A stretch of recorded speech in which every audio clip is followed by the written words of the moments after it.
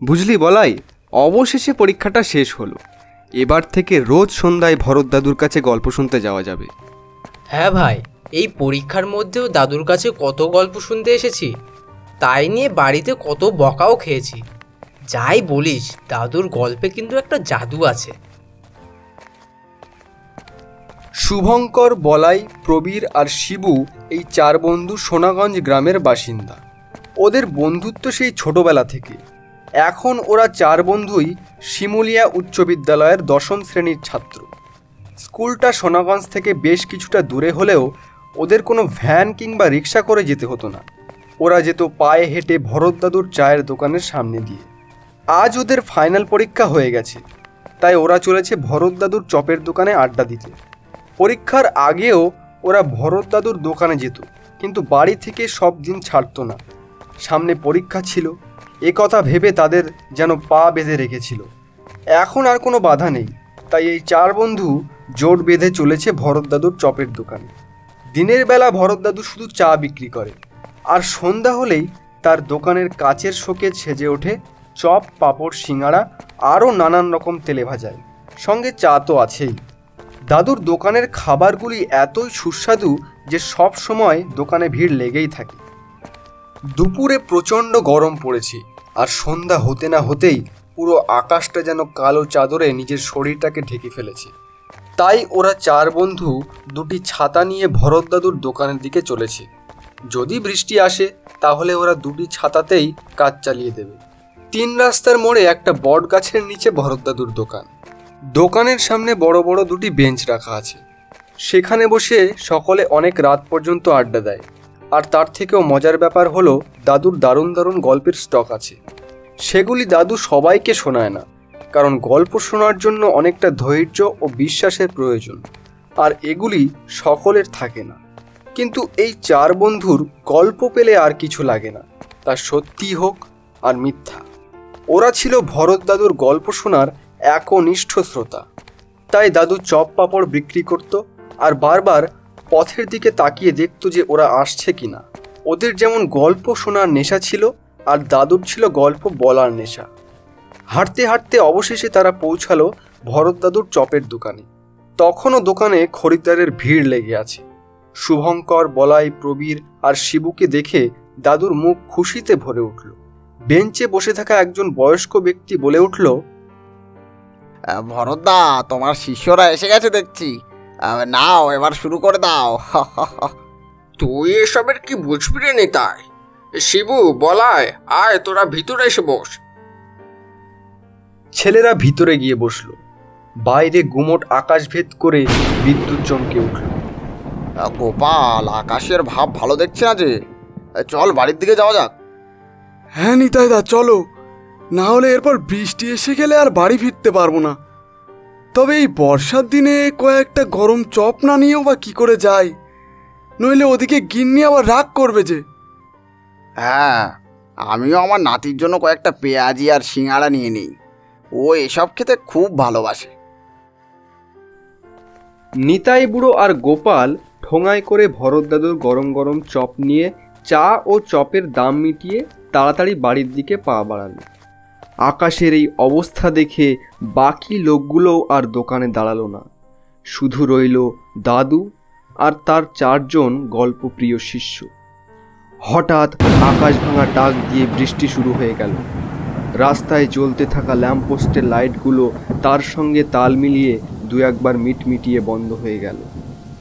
ভরত দাদু নিচ থেকে চার্জিং ল্যাম্পটা তুলে তার চপ পাঁপড় রাখা কাচের শোকেসের উপরে রাখল। চলো এবার শুরু করা যাক। কিন্তু একটা কথা আছে দাদু, এই দুর্যোগের রাতে আমরা বাড়ি ফিরবো কি করে? এত ভয়টা হলে বুড়োর কাছে গল্প শুনতে আসিস কেন? ঠিক আছে, আমি না হয় তোদের পৌঁছে দিয়ে আসবো। আসল কথাটা কি জানিস, তোরা না এলে আমারও একদম ভালো লাগে না। এই বৃষ্টির দিনে একটা ভূতের গল্প হবে নাকি দাদু? হ্যাঁ দাদু, একটা ভূতের গল্প হয়ে যাক। অনেকদিন তোমার কাছে কোনো ভূতের গল্প শোনা হয়নি। তাহলে শোন, আজ যে গল্পটা তোদেরকে শোনাবো সেটা কোনো গল্প নয়, এটা হলো একটা বাস্তব ঘটনা যেটা আমার জীবনে ঘটে গেছে। এটা তোদেরকে কখনো বলিনি, কারণ এটা হলো সত্যি ভূতের গল্প। দাদু, সত্যি কি ভূত বলে কিছু আছে? অবশ্যই আছে। আজ তোদের মতো আমিও ভূত বিশ্বাস করতাম না, যদি না সেই দিন আমার সাথে এই ভয়ঙ্কর ঘটনাটা ঘটত। তাহলে গল্পটা এবার শুরু করি। আমার বয়স যখন 18 বছর, তখন ঠিক তোদের মতোই আমরা 4 বন্ধু ছিলাম। আমি, পরেশ, অনিল আর মহাদেব। আমাদের মধ্যে মহাদেবের সাহসটা ছিল সব থেকে বেশি, আর পরেশ ছিল আস্ত একটা ভেটুর ডিম। তখনকার দিনে মোবাইল ফোন ছিল না, তাই আমাদের কোনো পরিকল্পনা করতে হলে সবাইকে এক জায়গায় উপস্থিত হতে হতো। সময়টা ছিল বর্ষাকাল, তাই সেই দিনও সকাল থেকে মুষলধারে বৃষ্টি আর মেঘ গর্জন শুরু হয়ে গেছিল। আমরা এসব কিছুকে অগ্রাহ্য করে হাজির হয়েছিলাম চাটুজ্জেদের আমবাগানে। পরেশ, এই যা বৃষ্টি হচ্ছে, ঘোষালদের বড় দিঘিটা রাতের মধ্যেই জলে ভেসে যাবে। শুনেছি দিঘিটাতে প্রচুর মাছ আসে। আজ রাতে একবার গেলে কেমন হয়? মাছ যে আছে কথাটা ঠিক, কিন্তু কিন্তু আবার কি? তুই কি ভয় পাচ্ছিস? না না, ভয় পাবো কেন? শুনেছি ঘোষাল বাড়ির চাকরটা নাকি রাতে পাহারা দিতে আসে। আরে পরেশ, তোর মনে হচ্ছে এই ঝড় জলের রাতে কেউ পাহারা দিতে আসবে? হ্যাঁ, ঠিক বলেছিস অনিল। মনে হয় না এই দুর্যোগের রাতে আর বিশুখুরও পাহারা দিতে আসবে। তাহলে এবার আসল কথাটা শুন। সবাই বলে ঘোষালদের দিঘিটা ভালো নয়। রাতের বেলা ওখানে দুটি ছায়া মূর্তি দেখা যায়, একটি পুরুষ আর অপরটি মহিলা, সঙ্গে একটা বাচ্চা ছেলেও আছে। আমার কাকা একবার কথা বলেছিল যে ভিনগা থেকে একটি পরিবার রাত্রিবেলায় এই দিঘির পাশ দিয়ে আসছিল। একদল ডাকাত তাদের সমস্ত কিছু কেড়ে নিয়ে তাদেরকে খুন করে এই দিঘির জলে ফেলে দেয়।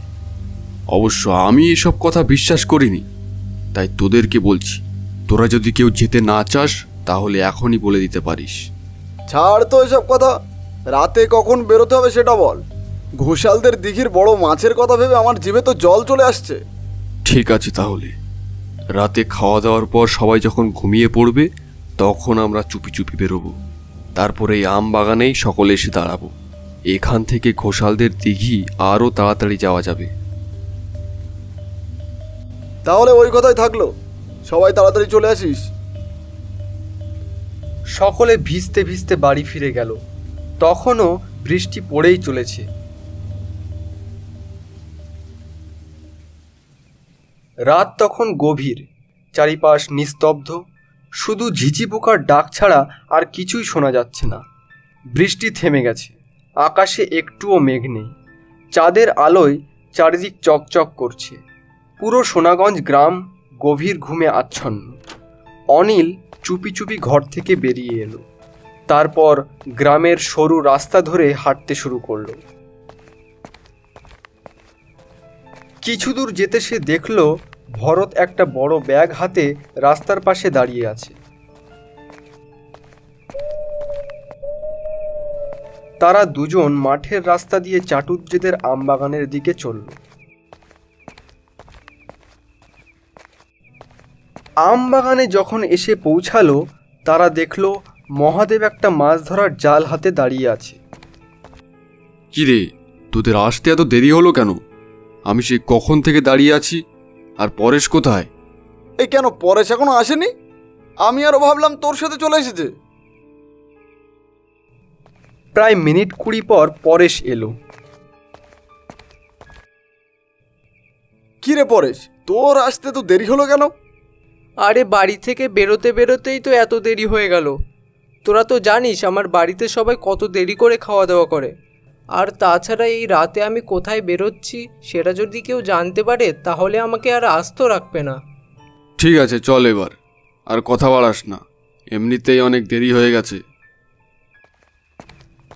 তারা একে একে আমবাগান ছেড়ে বেরিয়ে পড়ল ঘোষালদের দিঘির দিকে। সবার আগে জাল হাতে মহাদেব, আর তার পিছনে বাকিরা। চাঁদের উজ্জ্বল আলোয় চারিদিক আলোকিত হয়ে উঠেছে। বৃষ্টি ভেজা স্যাঁতস্যাঁতে সরু মাটির রাস্তা ধরে হাঁটছে তারা। দুপাশে যতদূর চোখ যায় সারি সারি ধানক্ষেত। জলে ডোবা ধানক্ষেত থেকে ভেসে আসছে ব্যাঙের ডাক।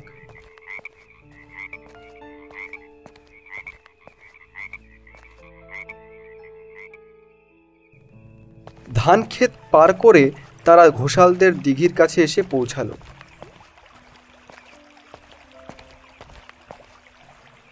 পরেশ দেখ, দিঘির জলে কেমন বড় বড় মাছ লাফাচ্ছে। মাছের নেশা কিন্তু সাংঘাতিক ভাই। আচ্ছা, তুই জাল ফেলতে পারিস তো? না রে ভাই, আমার এসবের অভ্যেস নেই। চুপ কর তোরা, জাল আমি ফেলছি, তোরা শুধু আশেপাশে নজর রাখ। মহাদেব জাল ফেলছে আর ঠিক তার পাশে ভরত দাঁড়িয়ে আছে মাছের প্যাকেট হাতে। বাকিরা আশেপাশে নজরদারি করছে। চাঁদের আলোয় দিঘির জল আয়নার মতো চকচক করছে। ওই দেখ ভাই, দিঘির ওই পাশটাতে কে যেন দাঁড়িয়ে আছে। কোথায় গিয়ে দাঁড়িয়ে আছে? আরে ভালো করে দেখ না, ওই ভাঙা চালা ঘরটার পাশেই দাঁড়িয়ে আছে। হ্যাঁ, দেখতে পেয়েছি, কিন্তু বেটা এত রাতে করছেটা কি? আরে ঘোষাল বাড়ির সেই চাকরটা নয় তো? লোকটাকে দেখে ভয়ে সবাই চুপচাপ দাঁড়িয়ে আছে। হঠাৎ সে দিঘির জলে ঝাঁপিয়ে পড়ল। আরে লোকটা জলে ঝাঁপ দিয়ে পড়লো যে। মহাদেব, অনিল, তোরা দেখলি তো? ভাই, এবার আমার খুব ভয় করছে। তখন তারা দেখল দিঘির জল থেকে উঠে আসছে তিনটি মূর্তি, একটি পুরুষ, অপরটি মহিলা আর সঙ্গে একটি বাচ্চা। এদিকে এগিয়ে আসছে তারা। তাদের চোখ দিয়ে যেন কালো ধোঁয়া বেরোচ্ছে, মুখ দিয়ে গড়িয়ে পড়ছে তাজা রক্তের ধারা। তারা দ্রুত এগিয়ে আসছে তাদেরই দিকে। এই দৃশ্য দেখে অনিল জ্ঞান হারালো, আর সেই লোকটি পরেশের গলা ধরে নিয়ে গেল দিঘির গভীর জলের মধ্যে।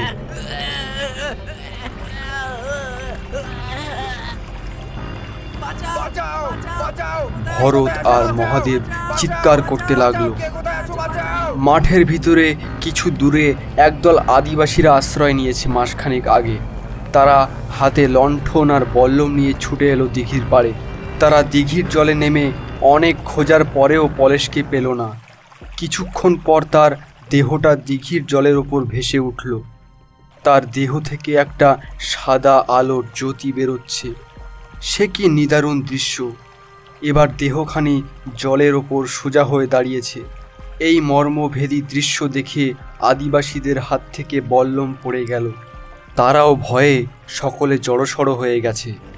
আমাদের দিকে তাকিয়ে সে যেন কিছু বলছে। ভালো করে কান পেতে শোনা গেল, বিদায় বন্ধুরা, চির বিদায়। এই বলে পরেশের আত্মা ধীরে ধীরে আবার জলের মধ্যে মিলিয়ে গেল। ভরত দাদুর মুখে গল্প শুনে আজ প্রথমবার শিবু, বলাই, প্রবীর আর শুভঙ্কর সকলের শরীরে একটা অদ্ভুত শিহরণ খেলে গেল।